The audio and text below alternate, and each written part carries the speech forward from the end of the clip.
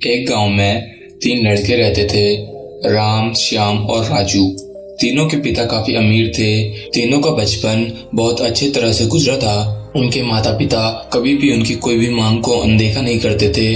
राम के पिता सरपंच थे, श्याम के पिता एक कारोबारी थे और राजू के पिता एक किसान जमींदार थे। छोटी उम्र से ही उन सबको लाड़ प्यार ने ऐसा बना दिया था कि ना तो उनको मेहनत का पता था और ना ही उनको समय की परवाह थी। अक्सर वह सारा दिन बस घूमते रहते थे। नशे और अन्य भोग विलास में डूबे रहते थे, जिससे उनके गांव वाले भी दुखी थे। सरपंच और बड़े लोगों के बच्चे होने के कारण उनकी कोई भी शिकायत कर पाने की हिम्मत नहीं कर पाता था, जिससे उनका मनोबल और बढ़ गया था। एक दिन उनके गांव में बहुत तेज बारिश हुई, जिससे सब लोगों को नुकसान हुआ, जिसमें इन तीनों के पिता भी थे। लेकिन इतना कुछ होने के बाद भी उनके बेटों का वही हाल था। वो बस घूमते रहते, नशा करते, भोग विलास करते रहते थे। माँ बाप काफी चिंतित रहा करते थे। ये तीनों भले ही कितने गंदे थे, लेकिन इन तीनों के अंदर एक खास बात थी जिसकी पहचान किसी को नहीं थी और उनको खुद भी पता नहीं था। राम एक बहुत अच्छा नेता प्रतिपक्ष था, क्योंकि अपने पिता के पास रहते हुए उसको इसका काफी ज्ञान हो गया था, क्योंकि उसके पिता सरपंच थे। श्याम भी इस तरह से बिजनेस की समझ रखता था, क्योंकि उसके पिता एक कारोबारी थे और राजू खेती का काम जानता था, क्योंकि उसके पिता जमींदार थे।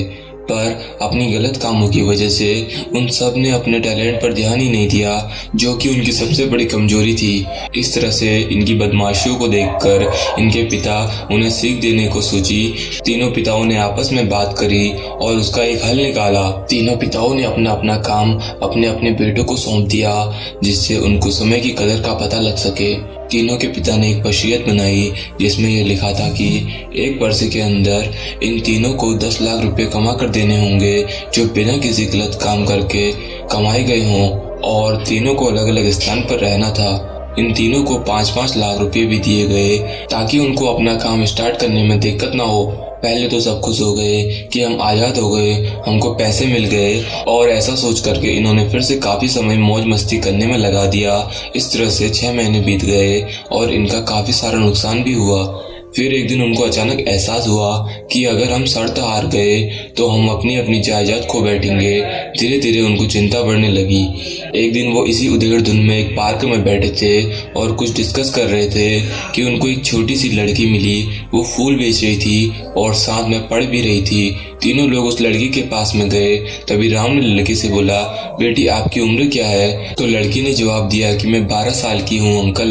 इतना सुनते ही राम ने आश्चर्य से पूछा कि आप इतने छोटे होकर के खेल नहीं रहे हो? इस पर लड़की ने जवाब दिया कि मेरे पापा अब इस दुनिया में नहीं है और माता बीमार रहती है, इसलिए मैं ये काम करती हूँ। ये सुनकर राम ने अपना पर्स निकाला।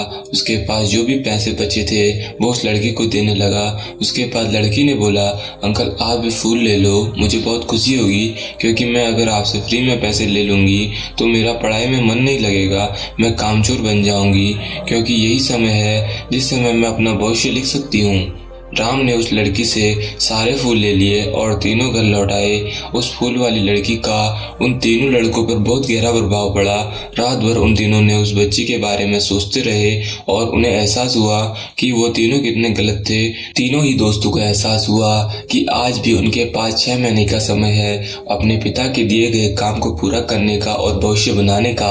इसी दौरान सभी ने सोचा कि अगर बचे हुए समय का सही उपयोग करें तो अभी भी बहुत कुछ किया जा सकता है। इस तरह बाकी दोस्तों ने भी सोचा और दूसरे समय में आकर काम तलाशने लगे। पर उनकी शर्त में एक शर्त यह भी थी कि उनको जो भी काम करना है वो अपनी पहचान बताए बिना करेंगे, जिससे ये साफ था कि उनको काम नहीं मिला। और जब काम नहीं मिला तो उन्होंने सोच लिया तो अब वो अगर कुछ भी करेंगे तो अपने गांव में जाकर ही काम करेंगे।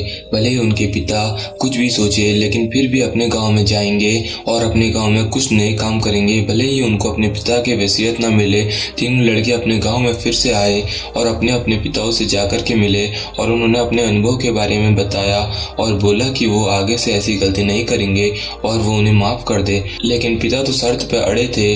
लड़कों को कोई दया नहीं मिली। तीनों को फिर से दुख हुआ कि तीनों को अपनी गलती का एहसास होने के बाद भी उनके पिता उनका सपोर्ट नहीं कर रहे हैं और फिर से वो रात भर सोचते रहे कि अब क्या किया जाए। तीनों ने मिलकर एक स्कीम निकाली। राम अपने मित्रों के साथ में मिलकर लोगों की प्रॉब्लम को सुलझाने लगा, जिससे उसको गांव की समस्याओं का ज्ञान हुआ। इसी तरह श्याम भी गांव के विकास के लिए नए नए तरीके सीख गया और राजू को किसानों और बीजों का ज्ञान हो जाने से उसको काफी फायदा हुआ। तीनों ने मिलकर अपनी बाकी पैसों को सही ढंग से सही जगह पर लगाकर गाँव को एक नया रूप दे दिया। उनकी कड़ी मेहनत से गाँव के लोग क्या दूसरे शहरों के लोग भी उनकी तारीफ करने लगे। उनका गाँव तरक्की करने लगा। नई तकनीकों के कारण हर वर्ग के लोगों से उनका जुड़ाव होने लगा और एक समय आने के बाद उनके पिताओं ने भी उनको माफ कर दिया। इस तरह से दोस्तों, उन तीनों को समय की कीमत का अंदाजा हुआ कि वो पहले कितना समय बर्बाद कर रहे थे, लेकिन जब से उनको समय की कीमत का अंदाजा हुआ तब से उन्होंने समय को बर्बाद नहीं किया और काम करके पैसा कमाया और ये सीखा ईमानदारी से जिंदगी कैसे जीते हैं। दोस्तों, कुल मिलाकर कहने का मतलब यही है कि आप सभी समय को बर्बाद ना करें। अगर ये समय आपके हाथ से निकल गया तो कुछ नहीं कर सकते हैं। और हाँ, समय के पास इतना समय नहीं है कि वो आपको दोबारा समय दे। समय बर्बाद करने के हजारों तरीके हैं, लेकिन आप ऐसा कोई तरीका चुनिए जो आपकी जिंदगी बदल दे, इस समाज की जिंदगी बदल दे, इस देश का भविष्य बदल दे। इस कहानी को सुनने के लिए आपका बहुत बहुत धन्यवाद।